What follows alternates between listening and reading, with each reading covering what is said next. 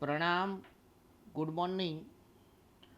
ધોરણ 10 વિષય સામાજિક વિજ્ઞાન, પ્રકરણ 1 ભારતનો વારસો યુટ્યુબ ચેનલના માધ્યમથી આપ સર્વે સુધી પહોંચવાનો પ્રયત્ન કર્યો છે. તમારા સૌનો અભ્યાસ સરળ બને એવો પ્રયત્ન કરવામાં આવશે. તો મિત્રો, ધોરણ 10ના પ્રથમ તાસમાં આપ સર્વેનું ફરી એકવાર હાર્દિક સ્વાગત કરું છું અને ત્યારબાદ હવે આપણા અભ્યાસની શરૂઆત કરીએ. તો મિત્રો, આજના તાસમાં આપણે ઇતિહાસનું ખૂબ જ અગત્યનું પાયાનું પ્રકરણ શીખવા જઈ રહ્યા છીએ. ઇતિહાસના આપણા કુલ 7 પ્રકરણ આપણે શીખવાના છે, પરંતુ એ 7 પ્રકરણનો પાયો, એની બેઝિક બાબતો પ્રકરણ 1માં છે. જ્યારે આપણે કોઈ ઇમારતનું બાંધકામ કરતા હોય તો જેવી રીતે એ ઇમારતના બાંધકામમાં પાયાનું મહત્ત્વ છે, એમ આપણા શૈક્ષણિક અભ્યાસમાં પણ જ્યારે અભ્યાસક્રમની શરૂઆત થતી હોય, આપણે પ્રથમ પ્રકરણ શીખી રહ્યા હોય તો ત્યારે એ પ્રકરણ ખૂબ જ અગત્યનું પ્રકરણ હોય. તો આ પ્રકરણમાં આપણે કયા મુદ્દાઓ શીખવાના છે એ એક વખત પહેલાં નજર કરીએ. તો વૈવિધ્યસભર વારસો, ભારતનો વૈવિધ્યસભર વારસો, ભારતીય સંસ્કૃતિનો વારસો સમૃદ્ધ છે, વૈવિધ્યપૂર્ણ છે, સાબિત કરવાના છીએ આપણે. સાથે સાથે ભારતનો પ્રાકૃતિક વારસો, પ્રાકૃતિક વારસાના તત્વો, ભારતનો સાંસ્કૃતિક વારસો, ગુજરાતનો સાંસ્કૃતિક વારસો, ગુજરાતના સાંસ્કૃતિક વારસાની ઓળખ, ગુજરાતના મેળાઓ, ભારત ભૂમિ અને તેના લોકો એટલે કે વિદેશી પ્રજાઓ ભારત ભૂમિમાં આવેલી, એમનો પરિચય મેળવીશું. અને છેલ્લે પ્રકરણના અંતમાં વારસાનું જતન અને સંરક્ષણ એ સંદર્ભે 1-2 ગુણનો પ્રશ્ન આવશે. તો શરૂ કરીએ આપણો અભ્યાસ. પહેલો પ્રશ્ન. પ્રથમ પ્રશ્ન, ભારતની વિશેષતાઓ જણાવો, અથવા તો સંસ્કૃતિના સંદર્ભમાં ભારતનો પરિચય આપો. આ બંનેમાંથી કોઈ એક રીતે પરીક્ષામાં પ્રશ્ન પૂછાઈ શકે. જોઈએ એક એક મુદ્દો. પાઠની પ્રસ્તાવના છે, સંસ્કૃતિના સંદર્ભમાં ભારતનો પરિચય આપો. ભારતના પ્રાચીન ગ્રંથ વિષ્ણુ પુરાણમાં ભારત માટે ભારત વર્ષ નામનો ઉલ્લેખ થયો છે. આપણો પ્રાચીન ગ્રંથ વિષ્ણુ પુરાણ, એમાં ભારત માટે ભારત વર્ષ નામનો ઉલ્લેખ છે. Short question. ભારતમાં શુભ કાર્યોની શરૂઆતમાં લેવાતા સંકલ્પોમાં ભારત વર્ષ, ભરતખંડ, જંબુદ્વીપ, આર્યવ્રત વગેરે શબ્દોનો ઉપયોગ થાય છે. જ્યારે આપણે કોઈ પણ શુભ કાર્યો કરતા હોય, કોઈ યજ્ઞ યાગાદી ક્રિયાઓ થતી હોય, તો ત્યારે જે સંકલ્પ લેવામાં આવે તો ત્યારે આ નામથી સંબોધન થાય છે આપણા દેશ માટે. ભારત વર્ષ, ભરતખંડ, જંબુદ્વીપ કે આર્યવ્રત. આ આપણી સાંસ્કૃતિક ઓળખ થઈ ટૂંકમાં. હવે પ્રાકૃતિક રીતે સમજીએ તો ભારત ઉત્તરે હિમાલય, આપણી ઉત્તર સીમાએ હિમાલય છે. પૂર્વ, પશ્ચિમ અને દક્ષિણ દિશાઓમાં સમુદ્ર જેવી કુદરતી સીમાઓ ધરાવે છે.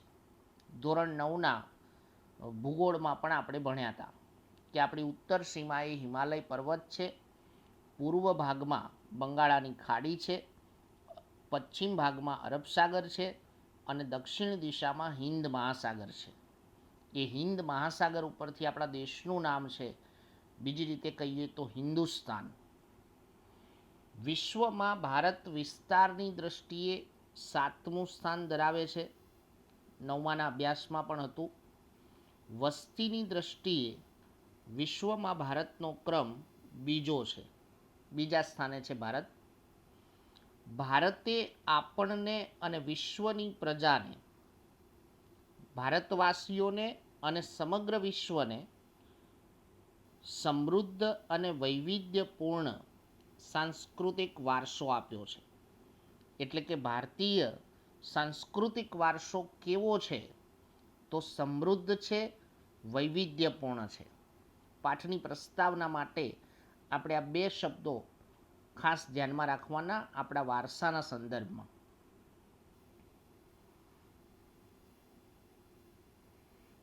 બીજો પ્રશ્ન, એક પેઢીમાંથી બીજી પેઢીમાં આપણા વારસાનું હસ્તાંતરણ થયું છે, કારણ આપો. 2 ગુણમાં કારણ આપે. બોર્ડ એક્ઝામમાં આપણી જૂની બ્લુપ્રિન્ટ પ્રમાણે કે નવી બ્લુપ્રિન્ટ પ્રમાણે પ્રકરણ 1માંથી 2 ગુણનો જ પ્રશ્ન આવે છે. પણ મિત્રો, જ્યારે જે પ્રકરણમાંથી 2 ગુણનો પ્રશ્ન પૂછાવાનો હોય તો ત્યારે આપણે દરેકે દરેક મુદ્દાઓને ખૂબ જ ઊંડું વિશ્લેષણ કરીને સમજવા પડે.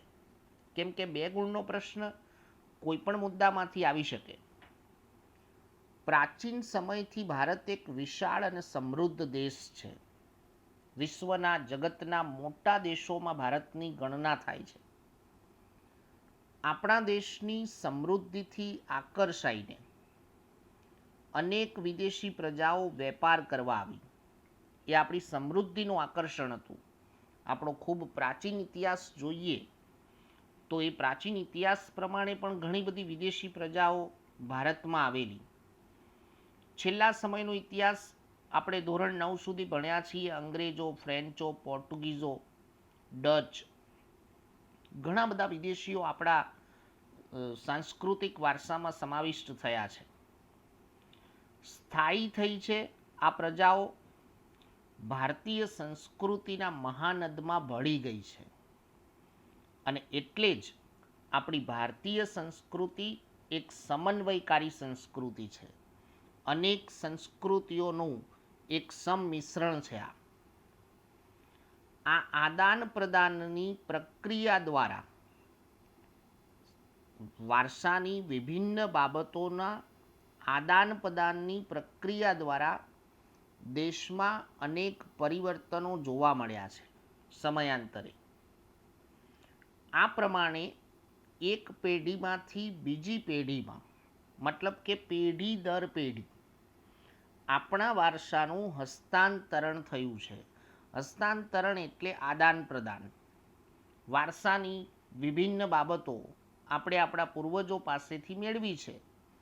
આપણે શીખેલી કે સર્જન કરેલી બાબતો એમાં ઉમેરાય છે અને ત્યાર પછી આપણે આપણા આવનારી પેઢીને વારસાની વિભિન્ન બાબતો ભેટ આપીએ છીએ.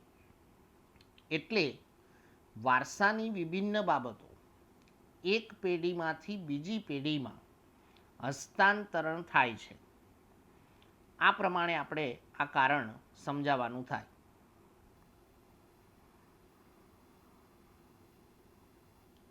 ત્રીજો પ્રશ્ન, સંસ્કૃતિનો અર્થ આપી વિગતે સમજાવો, અથવા સંસ્કૃતિ એટલે શું સમજાવો. મિત્રો, સંસ્કૃતિનો અર્થ આપણે સમજવાનો છે. સંસ્કૃતિ માટે અંગ્રેજી શબ્દ આપણે બોલીએ છીએ કલ્ચર. મોટાભાગના અંગ્રેજી શબ્દો ગ્રીક ભાષામાંથી ઉતરી આવેલા છે. આપણે અંગ્રેજીની અહીંયા બહુ જરૂર નથી, પણ ક્યાંક ક્યાંક થોડું થોડું જાણવું જરૂરી છે. સંસ્કૃતિ એટલે જીવન જીવવાની રીત. સંસ્કૃતિનો એક સરળ અર્થ આવો થાય કે સંસ્કૃતિ એટલે જીવન જીવવાની રીત. સંસ્કૃતિ એટલે માનવ મનનું ખેડાણ. આદિમાનવની ગુફા અવસ્થાથી આજે આપણે 21મી સદીમાં આધુનિક મહામાનવ સુધી પહોંચી ગયા. તો એ આપણા માનવ સમાજના કે માનવ મનનું ખેડાણ થયું છે. આપણે આપણી બુદ્ધિશક્તિઓને વિકસાવી છે સમયાંતરે. સંસ્કૃતિ એટલે ગુફાથી ઘર સુધીની માનવ જાતની વિકાસ યાત્રા. ઉપરની જે બીજી વ્યાખ્યા જોઈ એના આધારે આવું વિશ્લેષણ થાય કે સંસ્કૃતિ એટલે ગુફાથી ઘર સુધીની માનવ જાતની વિકાસ યાત્રા. ચોથું વિધાન, સંસ્કૃતિમાં કોઈ પણ પ્રજા સમૂહની આગવી જીવન શૈલીનો સમાવેશ થાય છે. આપણે જ્યારે કોઈ પણ માનવ સમાજની સંસ્કૃતિ વિશે ભણતા હોય તો એનો અર્થ એવો થયો કે એ સંસ્કૃતિના આધારે કોઈ પણ પ્રજા સમૂહની જીવનશૈલીને ઓળખી શકાય. The way of life. ટૂંકા સરળ અર્થ આપણે કર્યા સંસ્કૃતિના. છેલ્લી અને અંતિમ વ્યાખ્યા જોઈએ પૂર્ણ રીતે તો સંસ્કૃતિ એટલે માનવ સમાજની ટેવો, મૂલ્યો, આચાર વિચાર, ધાર્મિક પરંપરાઓ, રહેણી કહેણી, જીવનને ઉચ્ચતમ ધ્યેય તરફ લઈ જતા આદર્શોનો સરવાળો. સંસ્કૃતિનો વિસ્તૃત અર્થ આવી ગયો આમાં, આ છેલ્લી વ્યાખ્યામાં. ફરી વખત જોઈએ તો સંસ્કૃતિ એટલે માનવ સમાજની ટેવો, મૂલ્યો, આચાર વિચાર, ધાર્મિક પરંપરાઓ, રહેણી કહેણી, જીવનને ઉચ્ચતમ ધ્યેય તરફ લઈ જતા આદર્શોનો સરવાળો. વ્યાખ્યા થઈ ગઈ. સંસ્કૃતિનો અર્થ આપણે પૂર્ણ રીતે આપી દીધો. દેશ કે સમાજમાં સમય અને સંજોગો મુજબ સમયાંતરે લોક જીવનમાં કોઈ પણ માનવ સમાજમાં આવતા પરિવર્તનો, સુધારાઓ, સામાજિક નીતિ અને રીતિ. પરિવર્તનો ઘણા બધા પ્રકારે હોય. સામાજિક પરિવર્તનો થતા હોય, આર્થિક, શૈક્ષણિક, સાંસ્કૃતિક. સામાજિક નીતિ કે રીતિઓમાં બદલાવ આવે તો એ વગેરે બાબતો વડે જુદા જુદા સમાજની સંસ્કૃતિનું ઘડતર થાય છે. અને એટલે જ સંસ્કૃતિ એ કોઈ પણ માનવ સમાજની એક વિશિષ્ટ ઓળખ છે. કોઈ પણ માનવ સમાજની જીવનશૈલીની ઓળખ છે. એ કોઈ પણ પ્રજા સમૂહની આગવી જીવનશૈલી છે, જીવન જીવવાની રીત છે એવું કહેવાય. મોસ્ટ ઇમ્પોર્ટન્ટ ક્વેશ્ચન હતો મિત્રો આ.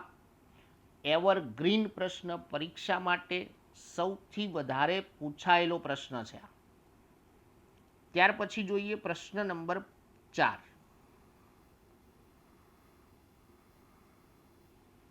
પ્રશ્ન નંબર 4, સંસ્કૃતિ માનવીને જીવન જીવવાની રીત શીખવે છે એમ સાથી કહી શકાય.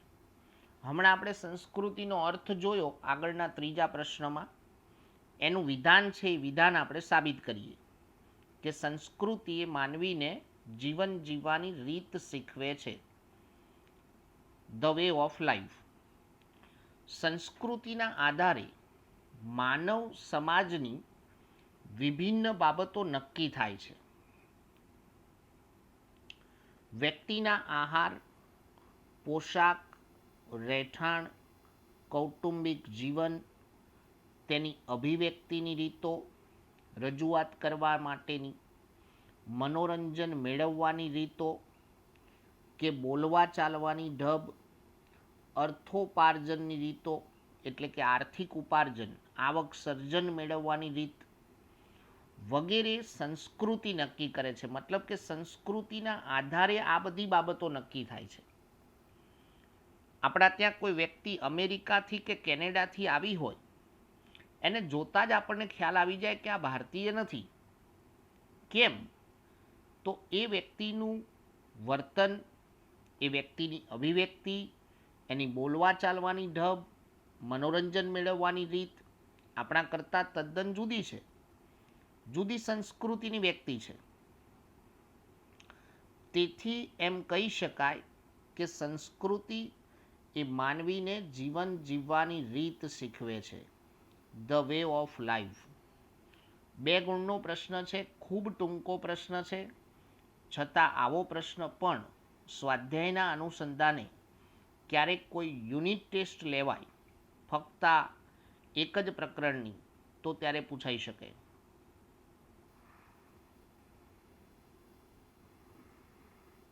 ત્યાર પછી પ્રશ્ન નંબર 5, ભારતના વૈવિધ્યસભર વારસાનો પરિચય આપો અથવા ભારતની સંસ્કૃતિનો પરિચય આપો. આપણે સંસ્કૃતિની વ્યાખ્યા કરી, હવે આપણા વૈવિધ્યસભર વારસા વિશે આપણે પરિચય મેળવવાનો છે. ભારતે દેશના લોકોને તેમજ વિશ્વને વૈવિધ્યપૂર્ણ અને સમૃદ્ધ વારસો આપ્યો છે. પાઠની પ્રસ્તાવનામાં જ આ બંને શબ્દો હતા. ભારતની સંસ્કૃતિ શાંતિ પ્રધાન અને સહિષ્ણુતાવાળી સંસ્કૃતિ છે.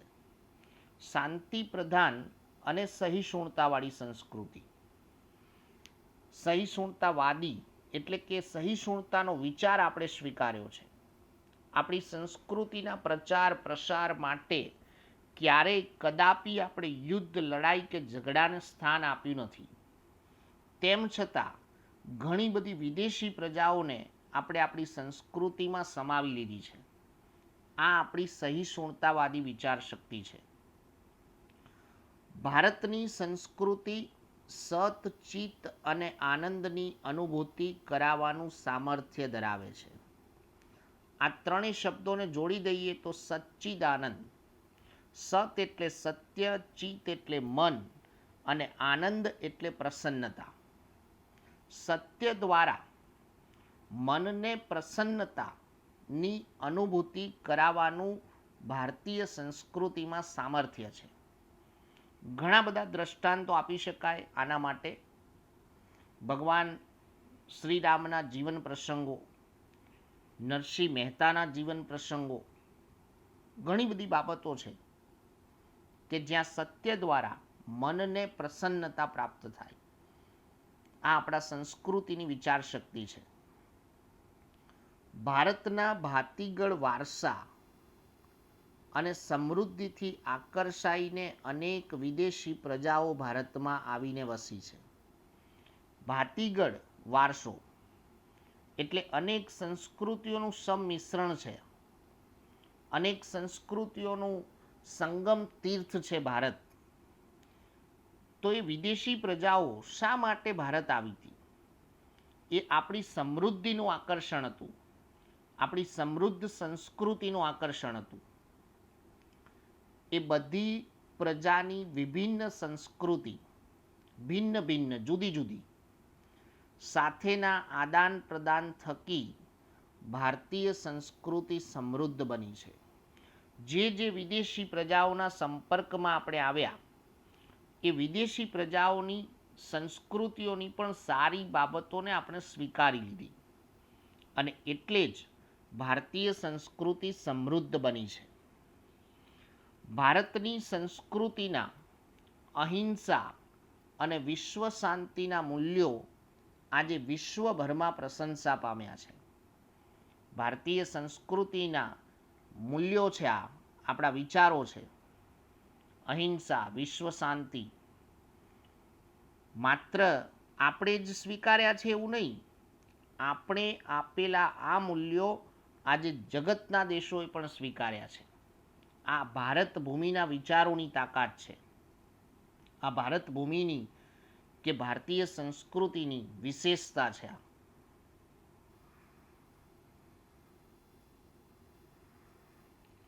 સિંધુ ખીણની સંસ્કૃતિના સર્જકોથી શરૂ કરીને આજ દિન સુધીના લોકોએ ભારતને પોતાના આવડત, બુદ્ધિશક્તિ અને કલા કૌશલ્ય દ્વારા ભારતના વારસા અને સંસ્કૃતિને સમૃદ્ધ બનાવ્યા છે. દરેક વ્યક્તિ માત્રનું યોગદાન છે. સિંધુ ખીણની સંસ્કૃતિથી આજ દિન સુધીના લોકોનું દરેક વ્યક્તિએ પોતાની આવડત, પોતાની બુદ્ધિશક્તિ, કલા કૌશલ્ય દ્વારા આપણા વારસાને સમૃદ્ધ બનાવ્યો છે. મિત્રો, અહીંયા બાજુમાં તમને એક પેટા પ્રશ્ન દેખાય છે. જો ભારતના ભવ્ય વારસાના નિર્માણમાં કોણે કોણે મહત્વનો ભાગ ભજવ્યો છે? આવો પેટા પ્રશ્ન 2 ગુણમાં આવી શકે. આપણે કોઈ વ્યક્તિઓના નામની વાત નથી, પણ કોણે આ સમૃદ્ધ સંસ્કૃતિનું ઘડતર કર્યું, કોણે આ સમૃદ્ધ સંસ્કૃતિના દેહપિંડને ઘડવામાં મહત્વનો ફાળો આપ્યો છે. તો અનેક ઋષિમુનિઓ હાઇલાઇટ કરેલો છે મુદ્દો. વિદુષીઓ, વિદ્વાનો. આજે સાંપ્રત સમયમાં આપણે કોઈ વ્યક્તિ પાસે વિશિષ્ટ જ્ઞાન હોય તો એને ડૉક્ટર કહીને બોલાવીએ છીએ. પ્રાચીન ભારતની આપણી પરંપરા પ્રમાણે વિદ્વાન શબ્દ કહેવામાં આવતો. સંતો, ચિંતકો, વૈજ્ઞાનિકો, જુદા જુદા સંશોધકો, સાહિત્યકારો, શિક્ષણ શાસ્ત્રીઓ, રાજનીતિજ્ઞ, પોલિટિશિયન, ઇતિહાસકારો, સમાજ સુધારકો, કલાકારો, કારીગરો વગેરે ભારતના ભવ્ય વારસાના નિર્માણમાં તેમજ ભારતનો સમૃદ્ધ દેહપિંડ ઘડવામાં મહત્વનો ફાળો આપ્યો છે. અનેક દ્રષ્ટાંત આપી શકાય આના માટે પણ. આજે ભારતીય ભાષાઓમાં કે ભાષાઓના સાહિત્ય સર્જનમાં ઘણા બધા સાહિત્યકારોએ ખૂબ જ પુરુષાર્થ કર્યો છે. કેટલાક સમાજ સુધારકોએ સમાજને નવી દિશા બતાવવાનું કામ કર્યું છે. ક્યાંક કોઈ સારા કલાકારો છે તો ક્યાંક કોઈ સારા કારીગરો છે. એ દરેકનું યોગદાન છે આપણી સંસ્કૃતિ, આપણા વારસાના ઘડતરમાં. ભારતમાં આવેલી અનેક વિદેશી પ્રજાના ધર્મ, શાસન વ્યવસ્થા, રીત રિવાજો, પરંપરાઓ, ભાષા, લિપિ, બોલી, કલા, ચિત્રકલા, પોશાક વગેરે ભારતને મળ્યા છે. જે જે વિદેશી પ્રજાઓના સંપર્કમાં આપણે આવ્યા એ દરેકે દરેક વિદેશી પ્રજાઓની ઘણી બધી બાબતો આપણને આપણી સંસ્કૃતિમાં પ્રાપ્ત થઈ છે. અને એટલે જ અહીંયા આ શબ્દ ખાસ આપણે મગજમાં ઉતારવાનો છે. ભાતીગળ સંસ્કૃતિનું નિર્માણ. મેં વચ્ચે તમને જવાબ આપી દીધો કે ભાતીગળ સંસ્કૃતિ એટલે અનેક સંસ્કૃતિઓનું સંમિશ્રણ થયું છે. અનેક સંસ્કૃતિઓનું સંગમ તીર્થ બન્યું છે ભારત. આવું આપણે 9માના ભૂગોળના પ્રકરણમાં પણ શીખ્યા હતા.